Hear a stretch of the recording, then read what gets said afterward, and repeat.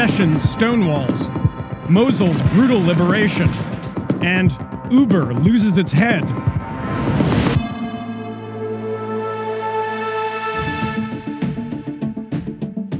Despite international opposition, Hungary's parliament has passed restrictive new laws on NGOs funded by foreign countries.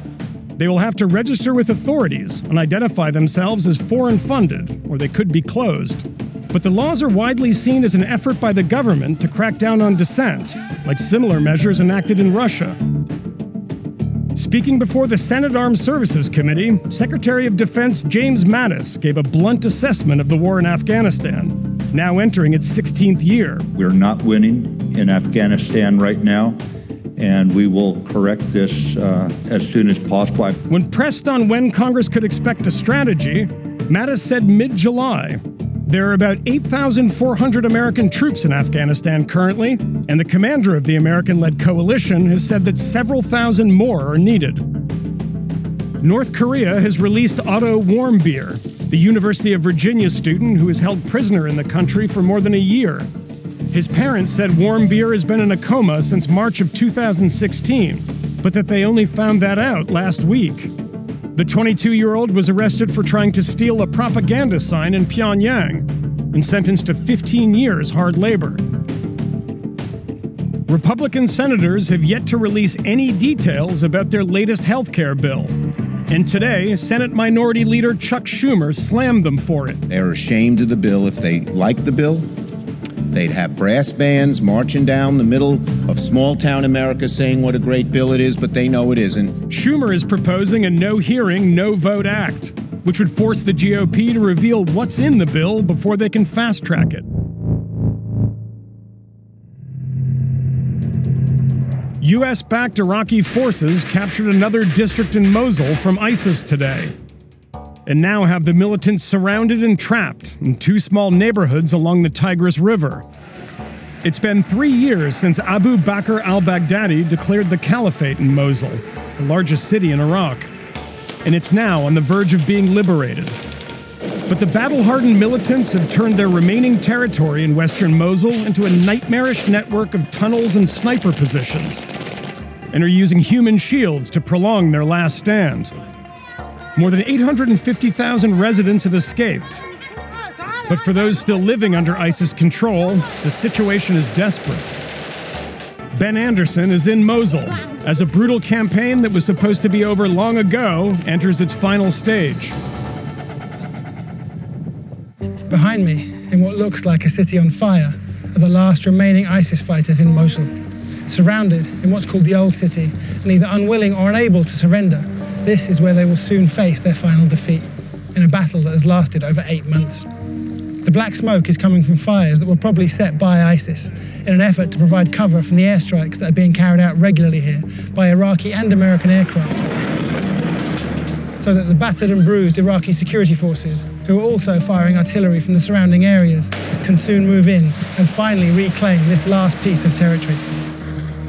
But also trapped in the Old City are roughly 100,000 Iraqi civilians who now face a hellish choice.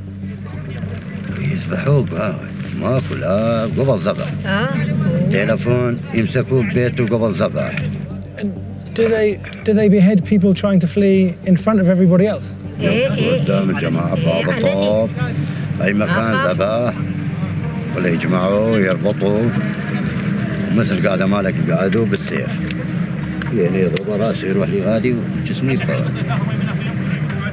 Stay under the bombardment and risk being killed in your own home.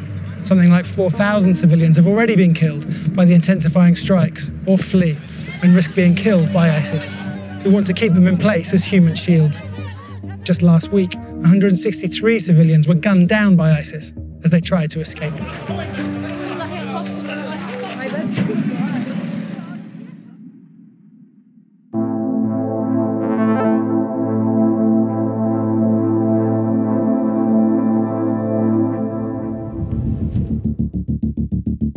U.S. Attorney General Jeff Sessions testified before the Senate's Intelligence Committee today. Sessions refused to answer many questions about his conversations with President Trump, citing potential executive privilege. But that's a protection that only the president can invoke, and Trump hasn't, Yet, that was actually the crux of Sessions' circuitous argument. Well, you said you don't have the power to assert the power of executive privilege, so what is the legal basis for your refusal to answer these questions? I am protecting the right of the president to assert it if he chooses. I don't understand how you can have it both ways. I think most cabinet officials before the committee, at some point, the president will either assert the privilege or not, but at this point, I believe it's premature. Sessions' testimony was frustratingly boring, but he was not there to drop bombshells. He was there to protect the president. Evan McMorris Santoro watched the hearing with Douglas Gansler, the former Democratic Attorney General of Maryland.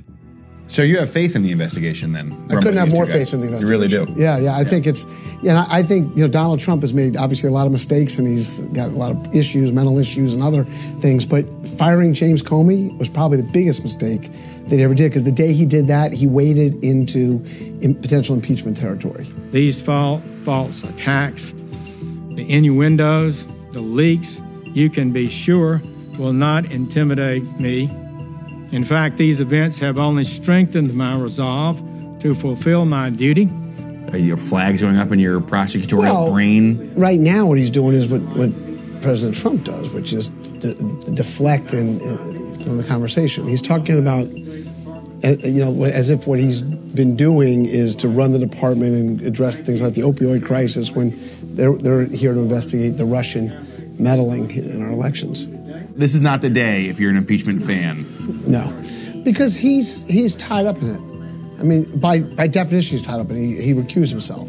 I was never briefed on any investigative details, did not access any information about the investigation. I received only the limited information that the department's career officials determined was necessary for me to form and make a recusal decision. As such, I have no knowledge about this investigation.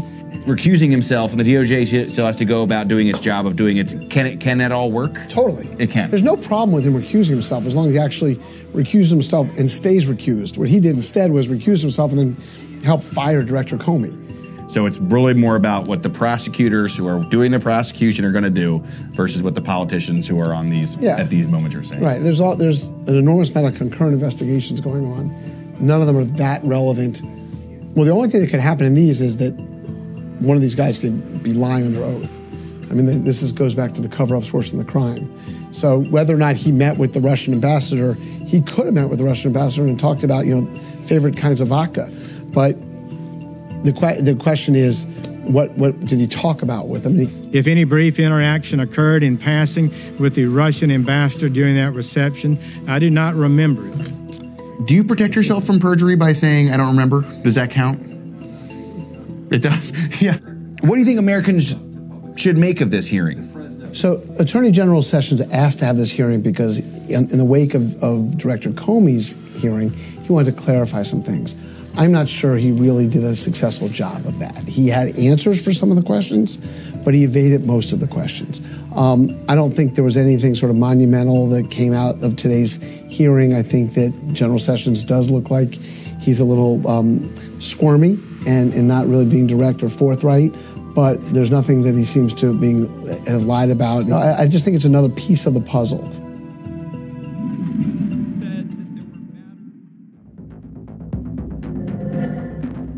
More than 500 imams in the UK have condemned the recent London Bridge terror attack and have refused to perform Islamic funeral prayers for the 3 perpetrators. And even after repeated inquiries by Vice News today, no one was willing to disclose exactly where the bodies are right now.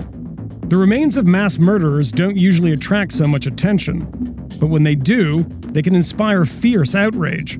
Josh Hirsch went to Worcester, Massachusetts to meet a man who found that out the hard way.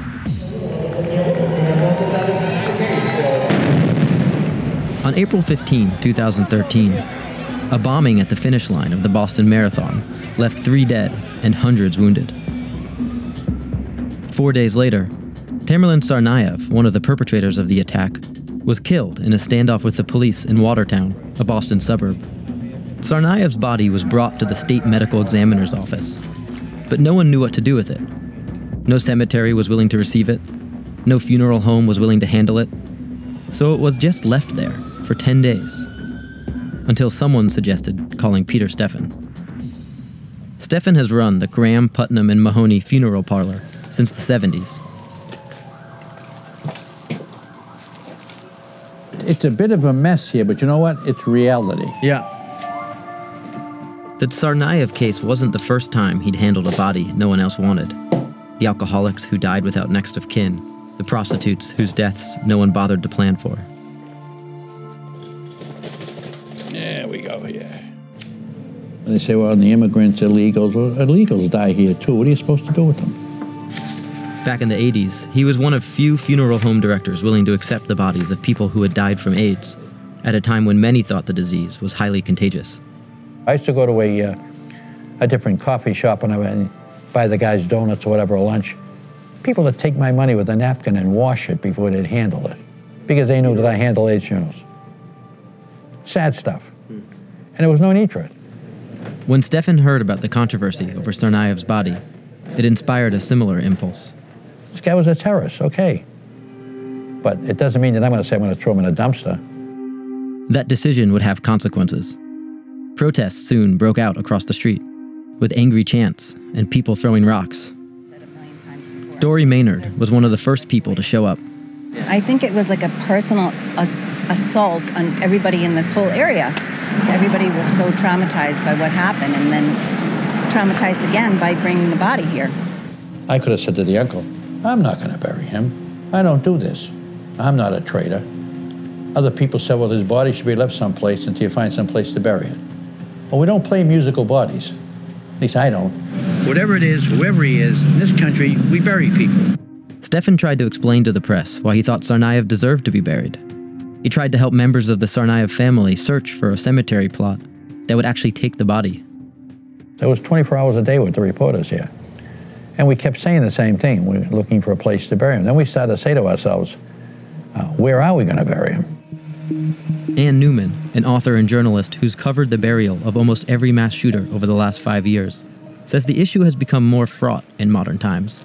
We as a culture decide what and what is not sacred, and that changes over time.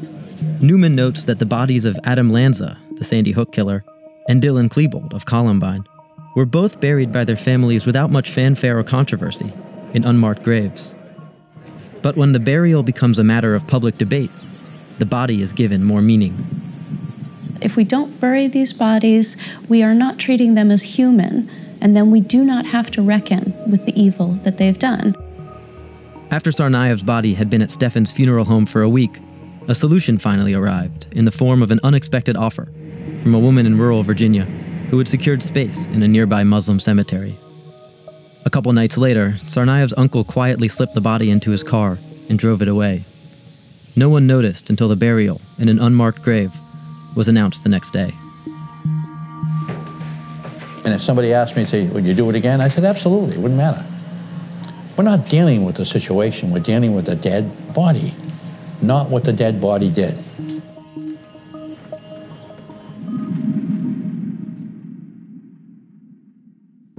Today, Uber released the findings of an internal investigation into the company's corporate culture by former U.S. Attorney General Eric Holder and his law firm. Their first recommendation? Review and reallocate the responsibilities of Uber CEO Travis Kalanick.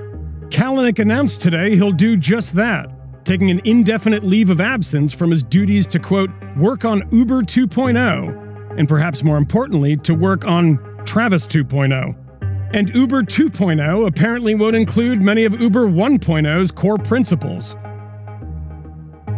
And they've recently been forced to shed a lot of their core executives. But Uber 2.0 didn't exactly start off on the right foot. Audio leaked today from their announcement to staff featured board member Ariana Huffington getting cut off by fellow board member David Bonderman. And there is a lot of data that shows that when there is one woman on the board, it's much more likely that there will be a second woman on the board. So what it shows is it's much likely to be more talking. Oh, come on, David.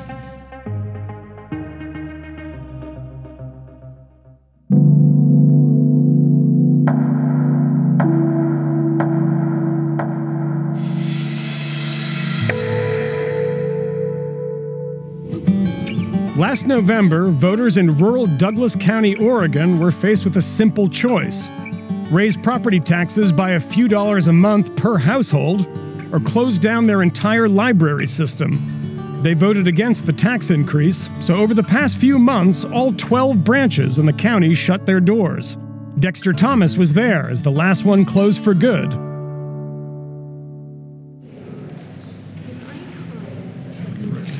So the kids understand that there's not going to be a library anymore. You guys, thanks so much for coming in. It's nice to have the opportunity to check out a lot of books. I mean, there's a used bookstore in town. There's no more new bookstore in town. What do you think about the library, Gus? You like it here? I love it. Yeah? What you hiding for? Come out here, come on. Yeah, come on. Come on. Mommy, I wish I could go to the library every day. Try a little harder to be a little better. Decisions determine destiny. What's wrong with doing the right thing? It's just a phrase I thought of one day and I liked it. So I put it up there to remind me. Big library. Harold Hayes has been the director of the Douglas County Library System for 4 years. He's worked in rural libraries for over 20. Hayes estimates close to half of county residents have used the library. Obviously, I chose library as a career because the libraries mean something to me. When you look at a totality of a community, you want libraries, parks, museums, quality of life issues. When you start whittling those away, people are no longer drawn to either come or stay in such a community. And so it affects everyone, whether or not you as an individual use that library or not. I think that's one of the things that they differ a little bit, where they say, all the information I need, it's on Google. If I want a book, I get something off of Amazon. That's great if you can afford those books on Amazon. I can't afford all the books I read. Douglas County stretches over 5,000 square miles of southwest Oregon. It's an area the size of Connecticut. In the 1930s, it was known as the timber capital of the nation. Royalties from the timber industry poured tens of millions of dollars a year into the county's budget. But in the 90s, conservation efforts led to tougher restrictions, and logging dropped by 90%. The federal government stepped in to help the county pay for social services. But 3 years ago, that safety net went away too. Gary Leaf is one of 3 county commissioners. So back in the 90s, we used to make over $50 million worth of timber revenues. In 2.5 years, we're going to fall off that fiscal cliff where we don't have any more monies left over. So at a certain point, you have to start asking for tax money for things. Either that or cutting. You're going to vote for libraries, you're going to vote for public safety. I know what the choice would be for me if I can only afford one. Oregon voters pay some of the lowest taxes in the country. There's no state sales tax, and there's a cap on personal property taxes. But budgets are shrinking, and residents in this deeply conservative county, where the median household income is around $40,000 a year, are being asked to pay for more. It costs $3 to throw away a can of trash at the landfill, and $4 to use the public parks. It would have cost families $6 a month to keep the libraries open. The kids have been asking this last month, can we go one more time? 55% of residents voted against that tax, including Amy and Bill Cannaday. No, if it was like me, frustration that property taxes continue to rise and services continue to fall. It's a frustration. So would you say this is a tax thing? This is a values thing? For me, it's a tax thing. Are you mad at all? Furious. Yes. It's this huge loss for the community and the individuals who use the library. It's also a personal loss. You're about to be out of a job. I'm about to be out of a job. It's much more than just a job. These people actually help people every day. How can that not make a difference when that goes away? So yeah, my staff really feel it, and so do I. Today is the last day that the Douglas County Library System will have any facility open. Thank you for all you've done. You're very welcome. You're very welcome. It's been my pleasure. Roasters Library will close for the final time in 5 minutes. It's a very sad day for very many people in the county. People are coming in expressing their grief. I've had to do this several times today. It's not been very easy. Thank you. Thank you. Love libraries. Wish we were still here. Yep. We're keeping track of all the snacks. Oh, sure. Yeah. I want you to know you've been probably the best boss I ever had. There's no question to be answered. There's no solution to be given. We're closing the library, so all you can do is kind of listen.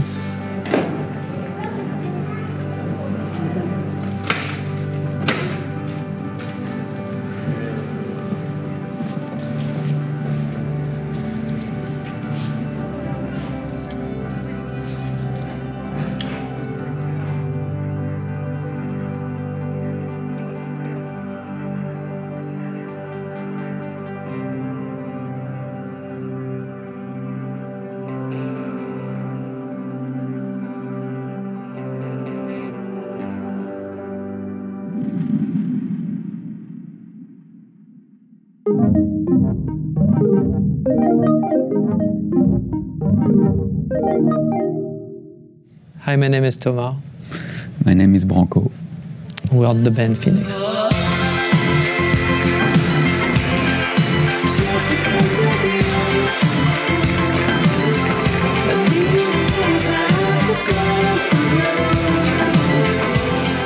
J-Boy had this romantic sci-fi quality to it, this new sound and direction for us. The inspiration comes from the cosmos. The song starts with a because this record is about being relieved.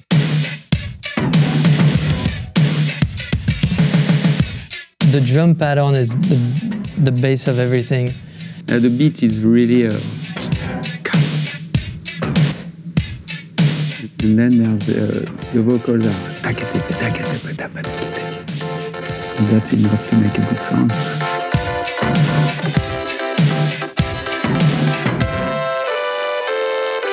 The kabasa. And then the kabasa is phased, you know, that's flanged. It's like an old Prince technique.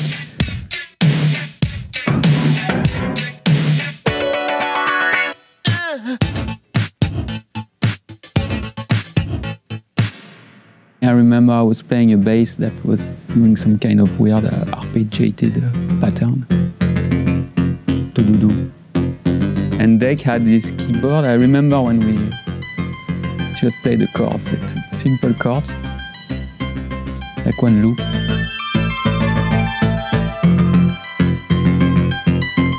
We never thought of instruments separately. They always blend together, sounds that don't really have their own identity, they just melt beautifully.